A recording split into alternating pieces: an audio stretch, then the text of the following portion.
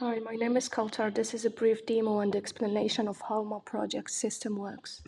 This video showcases our final year deep learning project on credit card fraud detection, featuring LSTM with attention, autoencoders, and subnet models combined through ensemble learning. This project pursued three core goals. 1. Maximize recall while minimizing false positives for effective fraud detection. 2. Use diverse deep learning models for robust signal capture. Lastly, implement three voting methods: hard, soft, and weighted voting in our ensemble model. Our project unfolds across 6 crucial steps. Step 1. EDA. This prints 5 first rows, gives summary of data types and missing values, and so on. We visualize key patterns using bar charts, histograms, and heat maps. Step 2. Data preprocessing.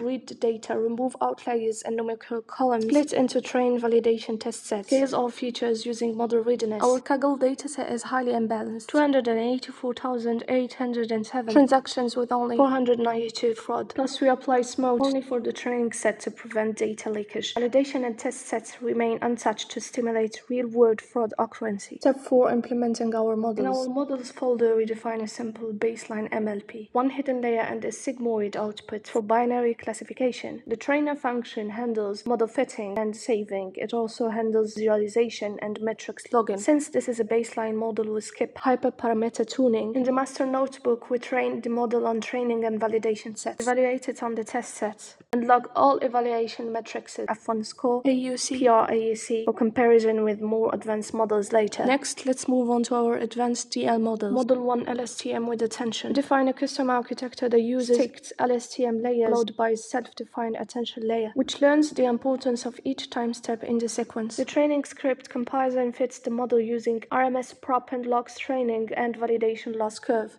In our tuning script, we use Optuna to search for the best LSTM units, dense units, dropouts, rate, and optimizer, minimizing validation AUC. After finding the optimal configuration, we retrain the model on training and validation data. We implement unit testing for attention mechanism and callbacks. The master notebook runs the entire workflow for a clean and clear view. It includes data reshaping, training, link to the tuning folder, evaluation on the test sets using precision recall F1, ROC AUC, and PR AUC, and results visualization.